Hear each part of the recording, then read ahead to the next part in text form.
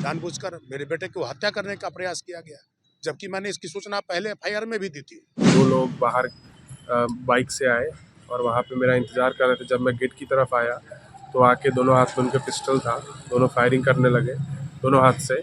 और उसके बाद मैं भाग के वहाँ पीछे ईंटा का ढेर है, उसके पीछे मैं छुप गया। कुछ अपराधियों के द्वारा जबरन हमको डराया गया, धमकाया गया ज़मीन पर कब्जा करने के लिए। तो उसके बाद हमने विभिन्न जगहों पर आवेदन किया, थाना में एफआईआर भी किया, एसपी के यहाँ, एसएसपी के यहाँ, डीएम के यहाँ, डीआईजी के यहाँ, सब जगह आवेदन दिया। उसके बाद डीएसपी स्तर से केस को ट्रू भी किया गया।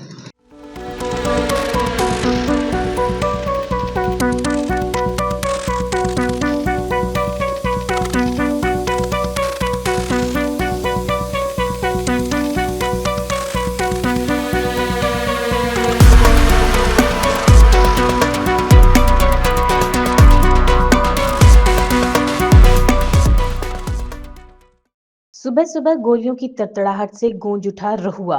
मुजफ्फरपुर जिले के मुसहरी थाना क्षेत्र रहुआ पेट्रोल पंप के पास आज सुबह उस वक्त अफरा तफरी मच गई जब अज्ञात अपराधियों ने एक घर को निशाना बनाकर कई राउंड फायरिंग कर दी। अचानक हुई गोलीबारी से पूरे इलाके में दहशत फैल गई। घटना में गृहस्वामी बाल बाल बच गए। सूचना मिलते ही डायल 112 की टीम मौके पर पहुंची और घटनास्थल की जांच की। पुलिस को मौके से एक खोखा भी बरामद हुआ है। वहीं फायरिंग की पूरी घटना पास लगे सीसीटीवी कैमरे में कैद हो गई है, जिसका फुटेज सामने आया है।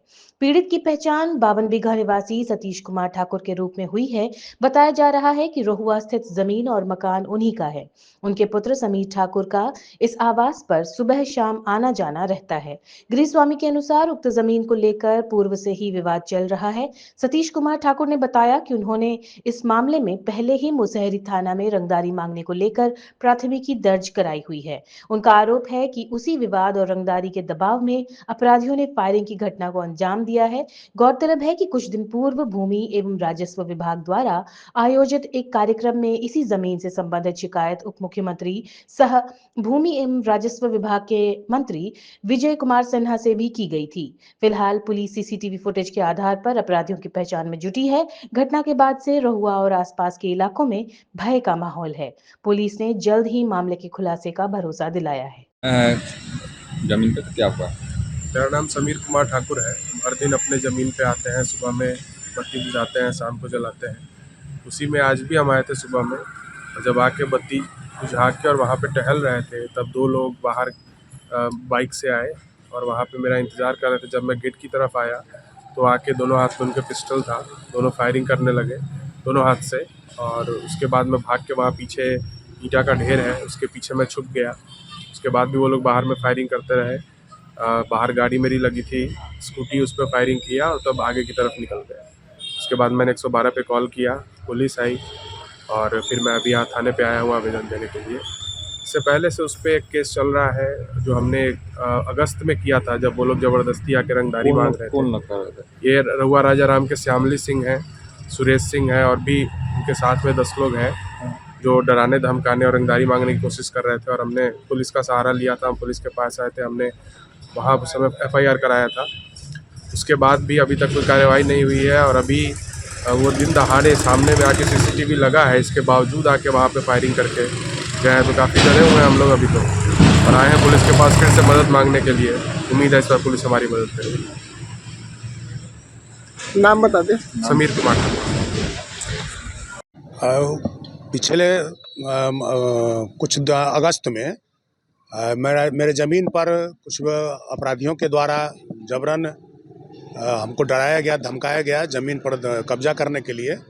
तो उसके बाद हमने विभिन्न जगहों पर आवेदन किया, थाना में एफआईआर भी किया, एसपी के यहाँ, एसएसपी के यहाँ, डीएम के यहाँ, डीआईजी के यहाँ, सब जगह आवेदन दिया। उसके बाद डीएसपी स्तर से केस को ट्रू भी किया गया और जितने भी इसमें अभियुक्त हैं उन सब पर कार्रवाई की बात भी की गई, लेकिन कोई कार्रवाई नहीं हुई।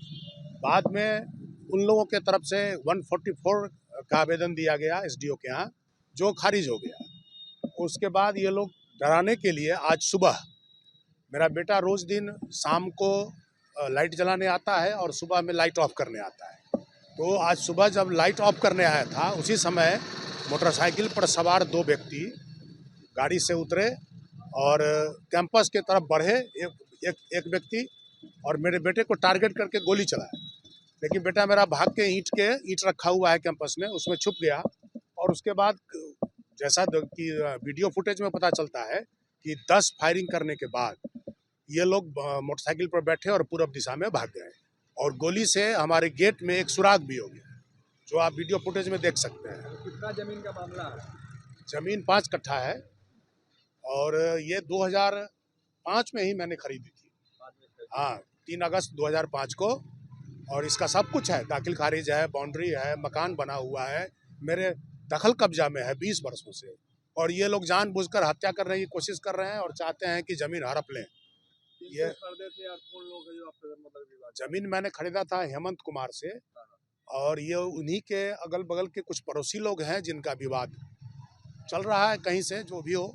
लेकिन वो टारगेट करके, चूँकि मैं भाई में अकेला हूँ, मेरा पुत्र भी अकेला है, तो चाहते हैं कि लोग डरा धमका के ज़मीन हड़प लें या हमको सस्ते कीमत में बेच दे और बाद में हम अपना प्लॉटिंग करके बेचेंगे। भूमि विवाद को लेकर भी यहाँ पर लगा हुआ था, विश्वविद्यालय में शिविर गए थे? नहीं, उसमें मैं नहीं गया था, चूँकि देखिए इन लोगों का जो दावा है कि हमारा टाइटल सूट है, तो वो 2012 में ही खारिज हो चुका है। उसके बाद यह अभी 144 की है, वो भी खारिज हो गया। इसके बाद तो अब तो यह जबरन इनका ये धमकाने की कोशिश है, जानबूझकर मेरे बेटे को हत्या करने का प्रयास किया गया, जबकि मैंने इसकी सूचना पहले एफआईआर में भी दी थी कि इन लोगों ने कहा था कि अगर तुम हम कंप्रोमाइज़ नहीं करोगे तो तुम्हारे बेटे को झूठे मुकदमा में फंसा देंगे और हत्या कर देंगे। तो ये तो हत्या की साजिश है, हत्या का प्रयास किया गया। मेरा नाम सतीश कुमार ठाकुर है। विवाद चल रहा है? विवाद है श्यामली सिंह उर्फ श्यामली कुमार पिता उमेश सिंह, उसके बाद है चंदन सिंह पिता स्वर्गीय मोहन सिंह, उसके बाद है पल्लव उर्फ अभिषेक कुमार पिता सुरेश सिंह पिता नवल किशोर सिंह, उमेश सिंह पिता का नाम अभी ठीक से याद नहीं आ रहा। कोर्ट में मामला भी चल रहा है? कोर्ट में मामला नहीं चल रहा है, कोर्ट का मामला इनका 2012 में खारिज हो चुका है और ये लोग इसके बाद मिसलेनियस केस किए हैं, जिसमें भी अभी तक कोई कार्रवाई आगे नहीं बढ़ी है, वो जैसे तैसे, क्योंकि इनके पास कोई पेपर नहीं है। थाना पे आए हुए? हाँ, थाना पर आए हुए, एक एफआईआर, चूँकि हमारे बेटे पर हत्या करने की कोशिश की गई तो बचाव में तो मुझे एफआईआर करना होगा ना।